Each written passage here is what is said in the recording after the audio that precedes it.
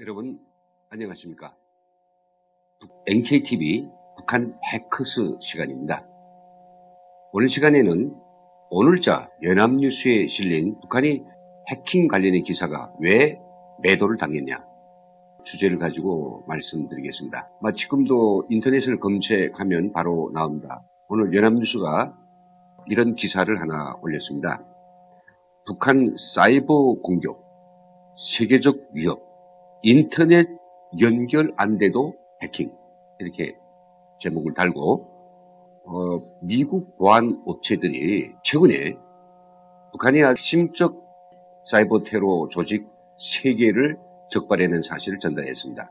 이름이 각각 미로 천리마, 침묵 천리마, 별동 천리마, 이런 3개의 조직이 있다고 하며, 이 3개의 조직은 최근 2~3년간에 미국과 영국 그리고 동남아 국가들, 한국을 포함해서 엄청난 피해를 입혔던 랜섬웨어, 워너크라이 사건, 또 우리 국제금융기관 해킹 사건, 특히 2014년에 소니 픽처스사 이 해킹을 포함해서 엄청난 그 공격을 했던 북한 사이버 부대, 레저러스 이 부대의 하위 부대라고 하네요. 레저러스라고 하는 이런 영문식 이름, 이게 북한의 공식적인 명칭은 아닐 것입니다.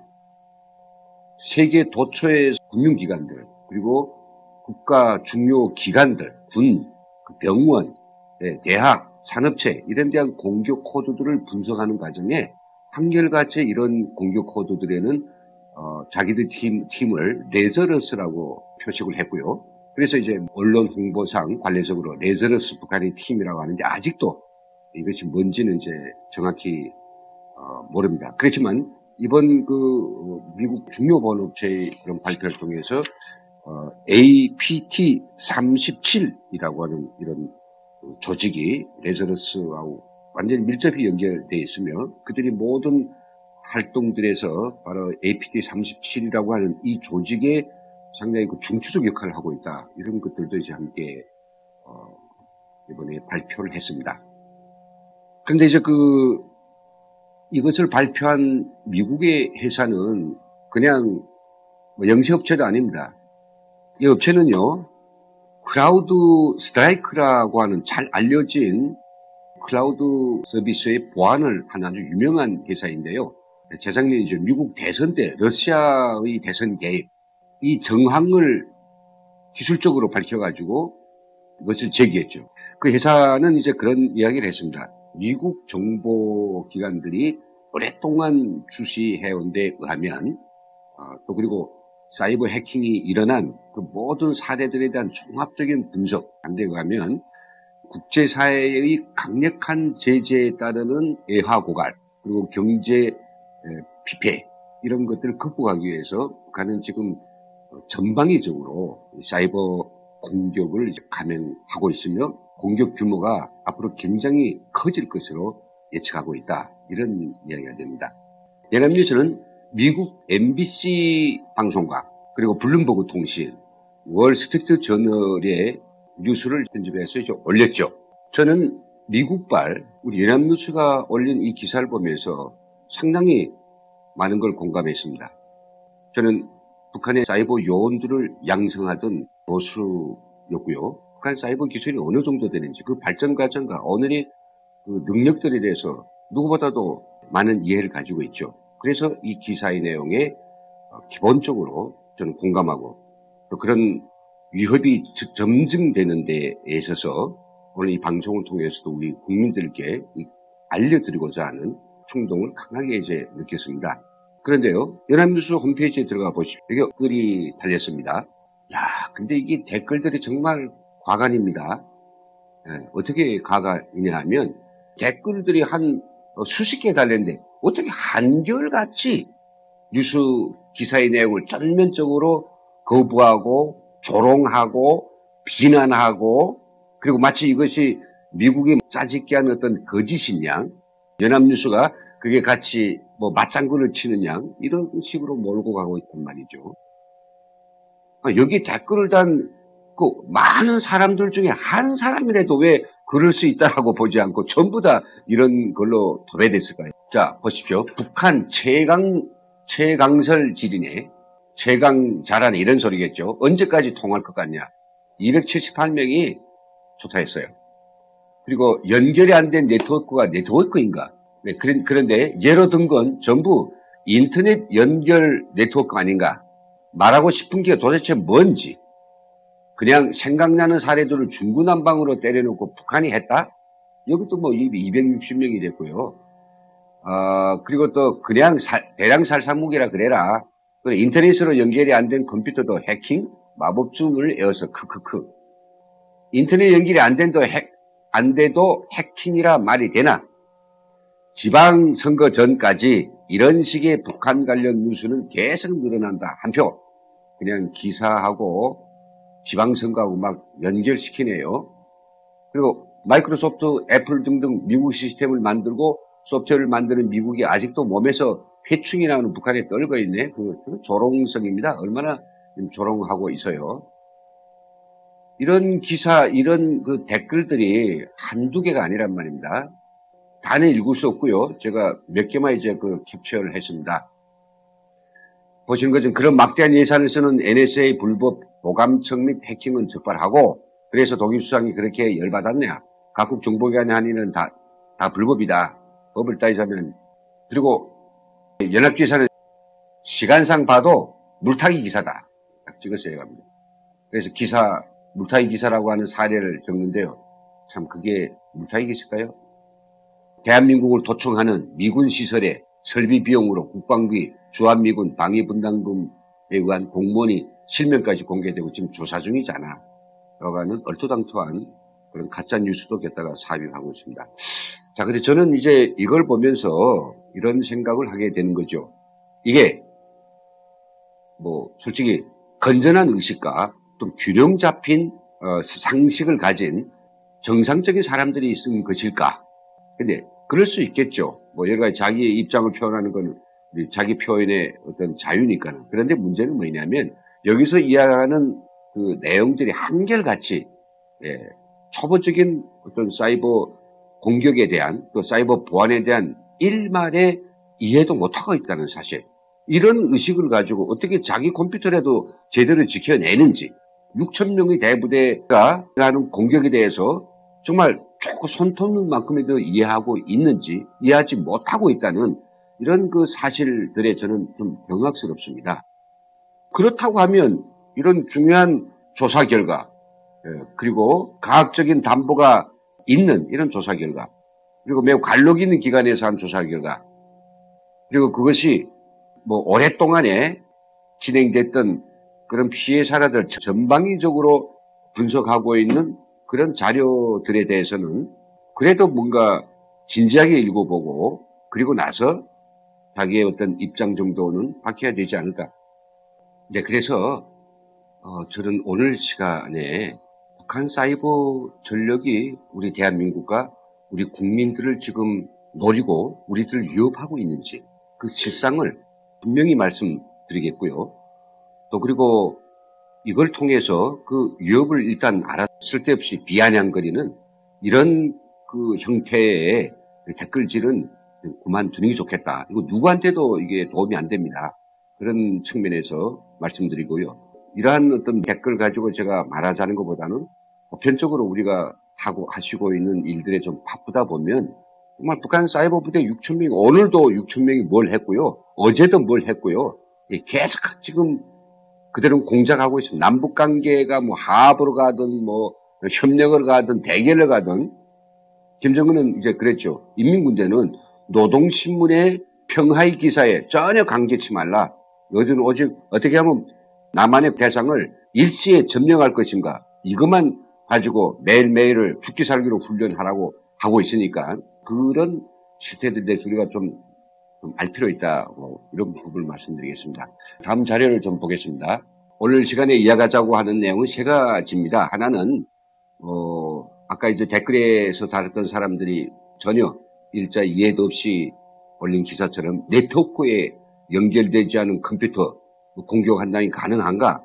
두 번째는 이렇게 폐쇄형 네트워크를 에어갭 시스템이라고 하죠. 그럼 북한은 에어갭 시스템을 공격할 수 있느냐?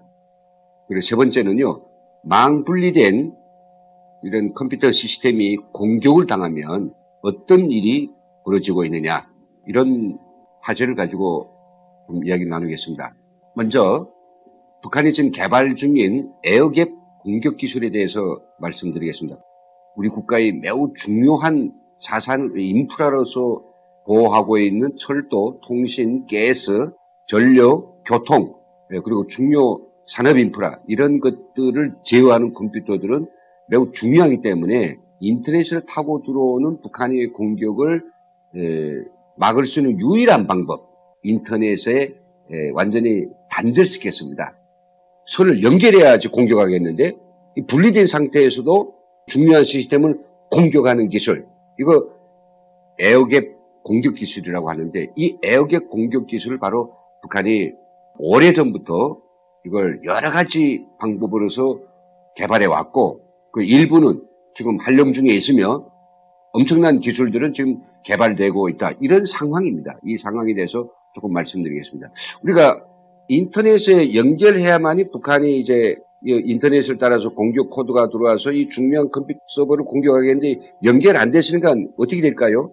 그러면 여기에 이 중요한 대상 컴퓨터에 흐르는 정보라든지, 여기 비밀번호도 있고요, 제어에 필요한 중요한 정보들이 있는데, 이것을 밖으로 유출한다든지 공격 코드를 심는다든지, 이런 기술들, 이걸 에어갭 수루라고 하는데요. 에어갭 수루 기술. 이게 북한이 정말 오래전부터 이걸 개발하고 활용하고 있습니다. 그럼 어떻게 될까요? 인터넷은 연결되지 않았는데 어떻게 공기를 통해서 전기가 나오냐? 지금까지 밝혀진 것만 해도 6가지 정도의 기술이 나왔습니다. 첫째는요, 직원을 하나 포섭을 해서 직원을 통해서 USB를 넣으면 그 USB를 꼽은 순간 안에 자료들이 USB가 담기는 건 아니고요. USB를 통해서 자료들이 들어오는데, 그걸 갖다가 전파로 만들어서 적어도 한 20m 내의 그 수신기를 통해서 이걸 빨아내는 기술, 이걸 USB라고 하는데, BEE, 이런 기술입니다. 두 번째는 컴퓨터들에는 보통 그래픽이라고 하는 카드가 있습니다. 우리가 화면상에 문자나 그림, 여러 가지 정교한 색채를 보여주는 그래픽 카드가 있는데, 그 그래픽 카드에서 어떤 공격 코드를 넣으면 그 그래픽 카드에서 여기에 현시되는 정보들을 또 역시 전자기 마당으로서 밖에다가 전파를 내보내는 이런 그 기술을 또 가지고 있는 거죠. 그럼 뭡니까? 방이 온통 유리로 들러막히고 여기는 사람도 못 들어가고 전기선도 못 들어가지만 이 전자기 마당을 통해서 밖으로 정보를 빼내는 기술이고요. 그다음 아주 간단하게는 모니터에는 전기선이 연결되어 있지 않습니까? 신호선이 연결되어 있습니다. 그 신호선에 그 흐르는 전류의 변화를 가지고 모르스부호와 같은 돈츠돈돈, 이 신호를 공학적 신호로 넘겨가지고 밖에서 그걸 또 계측하는 방법. 심지어는 말이죠, 레이저 프린터가 있습니다. 이 레이저 프린터에는 글자를 프린트하기 위해서 이 레이저 빔이 왔다 갔다 하는데, 그걸 왔다 갔다 하지 않고 거기에서 레이저 빔이 중요한 정보들을 반짝하면서 이걸 신호로 변환해주는 이런 기술입니다. 그러면 이런 레이저 프린터가 천이나 기타 차광으로 이게 둘러쳐져 있다면 이것은 아무리 개발해도 쓸데가 없겠죠. 그러나 이렇게 중요한 기간에 창문가에 놓게 됐다. 그럼 바로 그 밖에서 그 레이저 프린터의 헤드에서 나오는 레이저 빛을 밖으로 수신해가지고 그 내부에 완전히 차단된 컴퓨터 시스템의 기술을 알아내는 이런 기술도 있고요. 정말 이거는 좀 경악스러운 또 한 가지 기술입니다만은 내부자를 하나 포섭해야 됩니다. 즉 사회공학적 기법이죠.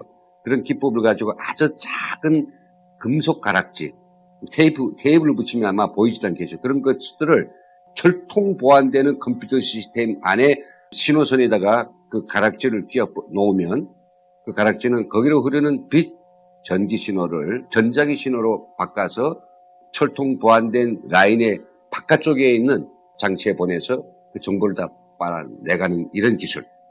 이게 광작이 변하는 기술이고요. 전자기장을 활용한 기법, 이런 것들이 다 지금 이제 북한이 개발 또는 했거나 개발 중에 있는 기술들이란 말입니다. 그러니 보십시오.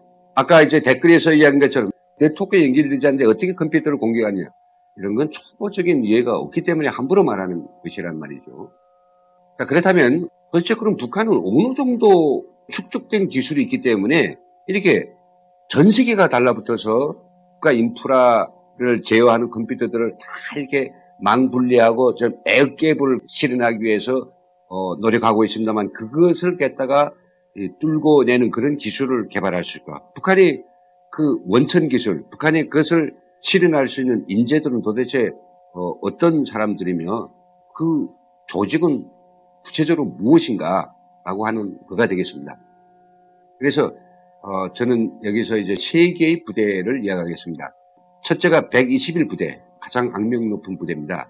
지금까지 77 디도스나 그리고 또 각종 은행, 방송사를 공격했던 3.14 APT 공격, 그리고 한손에 대한 공격, 소니 픽처스에 대한 공격, 워너크라이 공격, 비트코인 공격, 다 이게 결국은 북한 정찰총국 산하의 121 부대, 6,000명에 가까운 영재들만 그게 지금 포진되어 있어 매일매일 코드를 개발하고 매일매일 대한민국의 중요한 군대, 그리고 정치권, 경제, 재정, 산업체 이런 컴퓨터들을 다 맡아가지고 그 허점을 매일매일 취약하고 이 서버의 관리자는 김아무개인데 그 김아무개는 어떤 수법으로 얼마나 열심히 또 어떤 도구들 가지고 이 서버를 관리하고 있느냐, 그의 허점은 무엇이냐, 책임성은 어느 정도이냐, 그는 무엇이 흥미를 가지고 있느냐, 그의 스케줄은 무엇인가, 이걸 좀 매일이다시피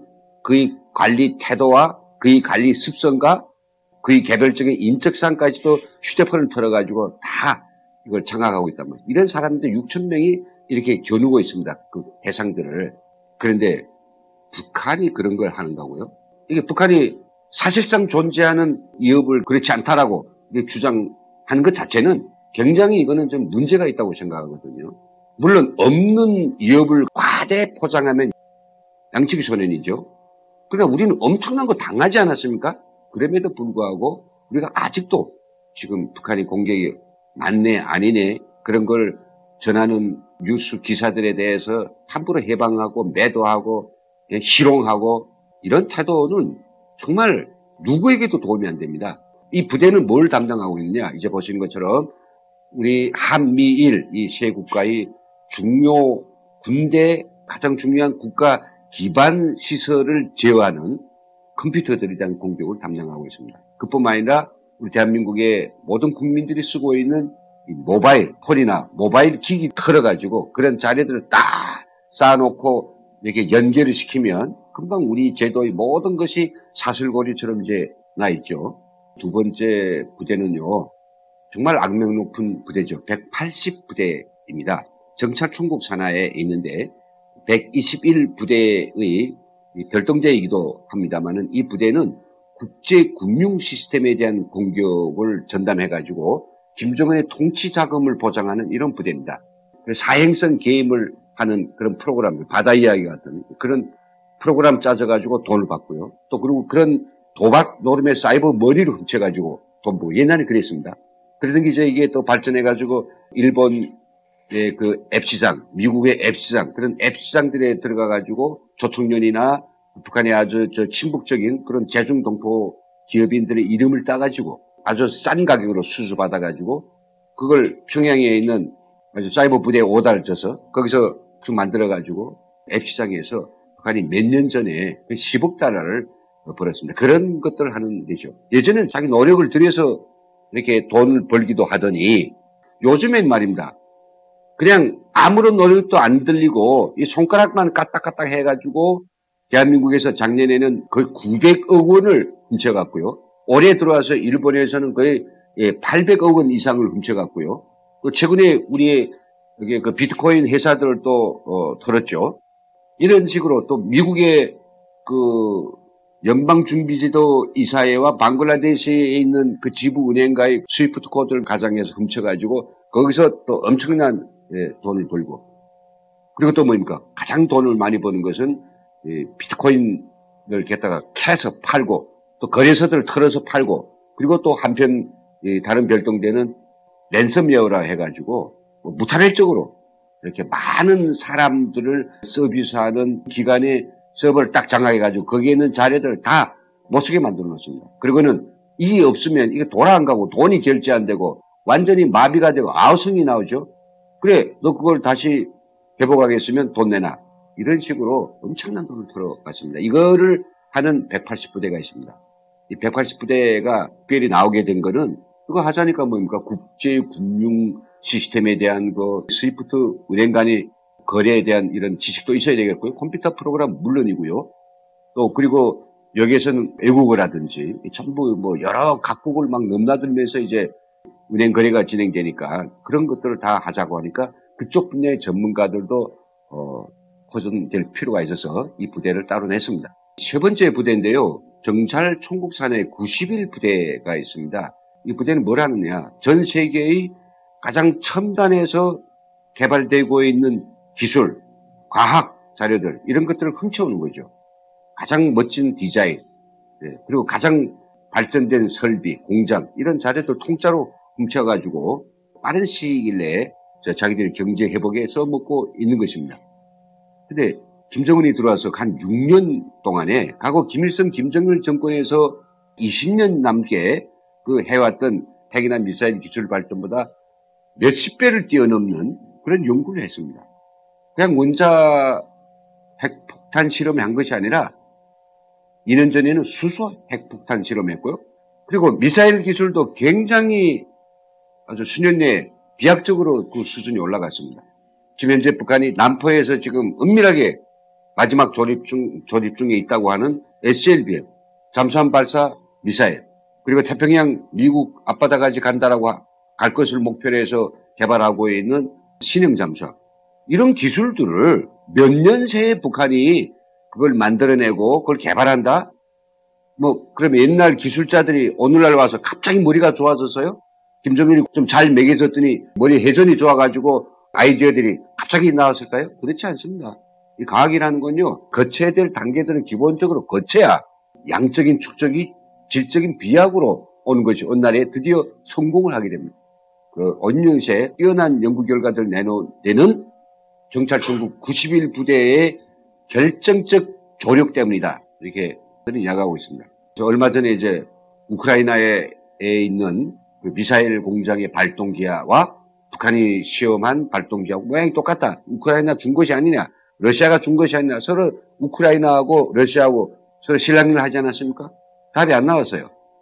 그것은 바로 가해공학적 기법을 통해서 우크라이나의 우크라 미사일 공장에서 그 발동기와 관련된 모든 자료들을 훔쳐서 누가 121부대가 그 연구 집단에 주니까 사람들이 그걸 가지고 그대로 모방하고 조금 개조를 해서 바로 만들 수 있다는 거죠. 결국은 김정은이 자기의 권력 기반을 안정화시키고 자기의 그 독재 정권을 10년, 100년, 1000년 영원히 가져가기 위해서 핵과 미사일을 개발하는 이 일에도 북한 사이버 부대는 결정적 역할을 하고 있으며 김정은이 통치 자금이 있어야 됩니다. 국제사회 제재가 들어가서 북한이 아무것도 할 수 없는 이 시점에 와서도 엄청난 돈을 벌어가지고 김정일의 통치 자금으로 주는 그런 김정은의 보배, 그게 바로 이제 북한 사이버 부대이고, 그리고 남한에 어떤 위협을 가하고 남한에 있는 시설들을 파괴시키기 위해서는, 그래서 남한의 공포와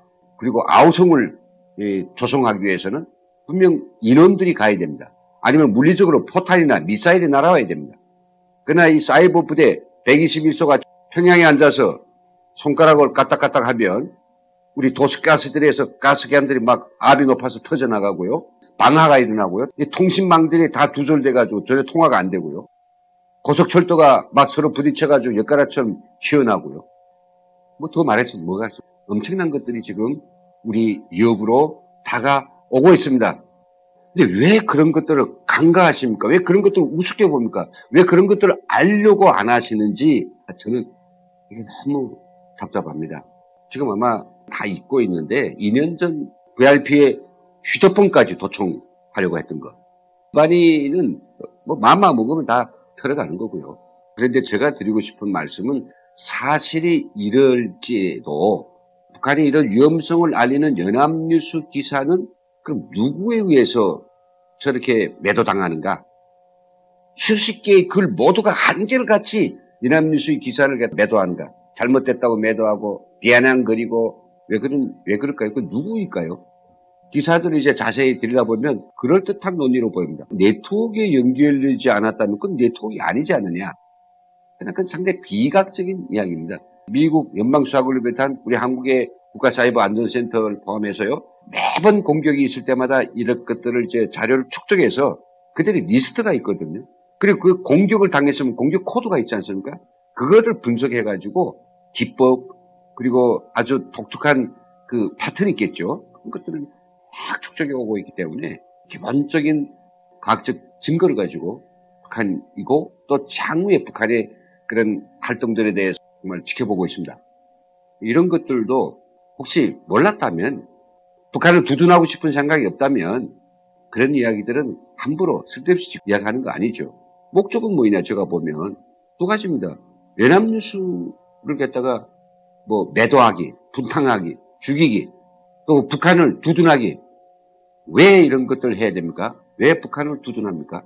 눈만 빠개지면 수천 명이 달라앉아서 우리의 휴대폰, 나의 노트북, 나의 컴퓨터, 우리 회사의 중요한 자료가 있는 컴퓨터, 우리 나라의 내가 먹는 수돗물, 전기, 가스 이걸 관리하는 컴퓨터를 노리고 계속 악정 코드를 만들고 거기에다가 온갖 갖가지 방법을 써서 공격하기 위해서 낮과 밤을 패는 명령을 받은 북한 사이버 전사들의 위험을 왜 간과하는가 말이죠.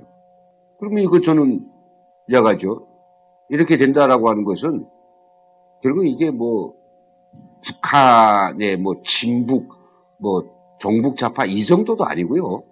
저는 북한의 직접적인 그런 훈련받은 인원들일 수도 있다 이런 이야기죠. 아니면 정서적으로 완전히 북한한테 이제 빠져있는 대동강물 한 모금도 마셔보지 못하고 평양 시민보다 더 김정은한테 충성하고 싶은 그런 그 얼토당토한 시성배들 그런 사람들이 아니면 이런 걸 쓸 수 없죠. 근데 왜 정의롭고 올바르고 제대로 된 이야기를 하는 그런 네티즌들은 제가 보지 못했습니다. 물론 정상적인 사람들은 말도 안 되는 이런 데 끼고도 싶지 않겠죠. 그렇지만 우리들이 좀 목소리를 낼 때가 됐습니다. 그 위협을 못하게 시키고 북한은 그런 공격을 안 한다. 북한은 그런 능력도 없다. 그 북한이 증거가 안 돼 왜 북한이라고 일반적으로 매도하느냐. 이렇게 하면서 그 흐리면서 그 위험이 와서 빨리 꽝 터지기를 기다리는 그런 사람들의 작태들에 대해서 우리가 드러내야 되고 우리는 모든 국민들에게 알려서 진실을 알고 그게 정말 우리 온 국민이 똘똘 뭉쳐서 어떤 북한의 공격도 우리가 다 막아낼 수 있는 그런 지혜와 힘과 단합된 무엇인가를 보여줘야 된다고 저는 생각합니다.